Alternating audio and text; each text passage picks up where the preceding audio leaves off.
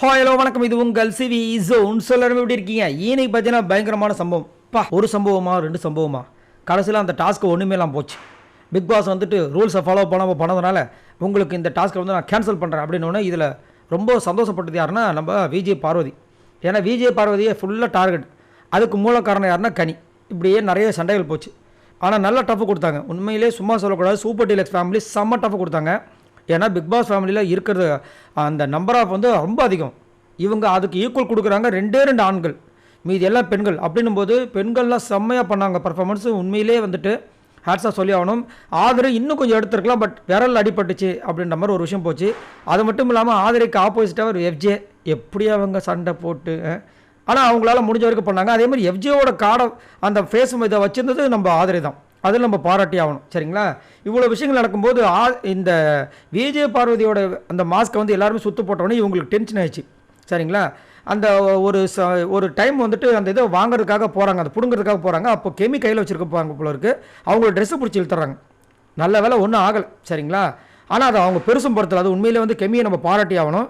ஆனால் அதுக்கு வந்து கோவப்பட்டது யாருன்னா எஃப்ஜே என்ன பண்ணுறாருன்னா, இப்போ மட்டும் இல்லை, இதுக்கு முன்னாடி திவாகர் வந்து ரம்யா கிட்ட பேசும்போதும் சரி கோவப்பட்டு வெட்டிடுவேன்னு சொன்னது இவர் தான். சரிங்களா? இப்போயும் வந்து கெமியாவது பேசலை. இப்போயும் கெமிக்காக வந்து இங்கே வந்து என்ன பண்ணுறாரு, நீலாம் ஒரு பொம்பளையான்னு சொல்லிட்டு செம்ம கத்துறாரு. அப்போ இவங்க என்ன பண்ணுறாங்க, நீ ஒரு என்ன ஆம்பளத்து மாதிரி ஏங்களை காமிக்கிறியா அப்படி இப்படின்னு அப்படியே போகிறாங்க. அப்படியே கொஞ்சம் கொஞ்சமாக வாக்குவாதம் ஆகுது. டப்புன்னு என்ன பண்ணுறாரு, வழக்கம் போல் வார்த்தையை விட்டுறாப்புல நம்ம எஃப்ஜே. அப்போ நான் என்ன ஏதோ ஒன்று சொல்லிட்டார். சரிங்களா? அந்த வார்த்தையெல்லாம் இங்கே மென்ஷன் பண்ணுவாங்க. ஏன்னா நிறைய பேர் நம்ம சேனல் பார்க்க சின்ன பசங்க பார்ப்பாங்க, அந்த என்ன வார்த்தை சொல்கிறது அப்படின்னு சொல்லிட்டார். சொன்னவொடனே இவங்க டக்குன்னு போய்ட்டு திரும்ப கேட்குறாங்க, என்ன வார்த்தை சொன்னேன்னு. ஆமாம் அப்படின்னு சொல்லிட்டு அவர் திரும்ப அந்த வார்த்தை யூஸ் பண்ணுறாரு. யூஸ் பண்ணோன்னே எல்லாருமே பிடிச்சி நிறுத்துறாங்க. வேணாண்டா, பிரச்சனை ஆகிடும்னு சொல்லிட்டு பிரவீன் ஒரு பக்கம் அமுக்குறாரு, நம்ம விக்ரம் அவர் ஒரு பக்கம் அமுக்குறாரு. அப்படியே வந்து பயங்கரமாக போகுது. அப்பயும் சைலண்ட்டாக இல்லாமல் திரும்ப எகிர்றாப்பில். அதுக்கப்புறம் உள்ளே வந்துடுறாங்க. உள்ளே வந்ததுக்கப்புறம் வந்து மார்க்கிங் பண்ணுவாங்க. பற்றி அந்த விஷயம் கொஞ்சம் அதிகப்படியாக தான் இருக்குது எஃப்ஜே கிட்ட. அது வந்து தவறு. ஆல்ரெடி பார்த்தீங்கன்னா இதே மாதிரி வந்துட்டு நம்ம வியானாவை வந்துட்டு மார்க்கிங் பண்ணி கடைசியில் அவங்களுக்கு நேற்று ஒரு கேவலமான ஒரு ஆபாச வார்த்தையில் ஒரு திட்டார். அதுவும் வந்துட்டு இன்னும் நோட்டோட்டில் தான் இருக்குது. இந்த வாட்டி விஜய் சேதுபதி வரைக்கும் இதை ரெண்டுத்தையும் கேட்பாரான்றது சத்தியமாக புரியல எனக்கு. கேட்கணும், போன வாரமே கேட்டிருந்தா இந்த இவ்வளோ தூரம் வந்துருக்க மாட்டார்.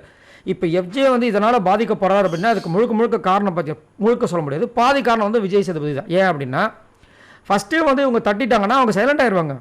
இவங்க எதுவுமே பண்ணாமல் இருக்கும்போது அவங்க இன்னும் எக்ஸ்ட்ரா அடிஷனல் போவாங்க. அதை யோசிக்க மாட்டுறாங்க. அப்படி தான் போன வாட்டி ஜெஃப்ரியை விட்டார். ஜெஃப்ரி அதே மாதிரி இருந்தார். இப்போ பாருங்கள், ஜெஃப்ரி வெளியே தெரிகிறாரா? ஒன்றுமே தெரியல. தட்டணும், தட்டி கேட்டால் தான் அதெல்லாம் வந்துட்டு வரும். சரிங்களா? இதுக்கு முன்னாடி ஆண்டவர் இருக்கும்போது நம்ம இவர் இருந்தார், நிக்சன் இல்லை, அதுக்கும் முன்னாடி ஒருத்தர் இருந்தார் அசல் கோளார். அவரும் இந்த மாதிரி நிறைய விஷயங்கள் சர்ச்சைகளை மாட்டி தான் போனார். ஆனால் இப்போ எப்படி இருக்கார் பாருங்கள்.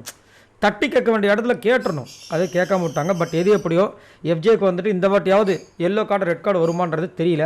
உங்களோட கருத்துக்களை சொல்லுங்கள். ஏன் இவ்வளோ விஷயங்கள் ஆகியும் எல்லோ கார்டுன்ற விஷயமே உள்ளே வரமாட்டுது? மறக்காமல் கமெண்ட்ஸ் பண்ணுங்கள் பாய் நண்பர்களே.